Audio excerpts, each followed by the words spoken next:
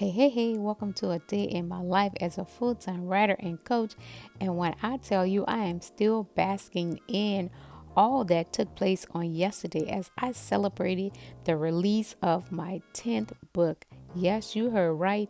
It was the release and celebration of book number 10, Becoming a Successful Me, the ultimate guide to gaining clarity, elevating your confidence, and building your community. And by the way, it's available on Amazon. And today was all about the Great Reset. The first stop of the day was Target, where I picked up a few personal care items, and then I noticed they had kombucha on sale. So your girl definitely picked up quite a few bottles of those because my husband and I both enjoy those. Then on the way out, I stopped at Starbucks and got me a drink because I have a gift card, and that's the only time I usually go to Starbucks. It's when I have a gift card. And then it was on to Aldi's. The next stop was dropping off some items that I had purchased from Amazon for the book's release party, but I ended up not using them, and so I wanted to return those because I will save $1 wherever I can.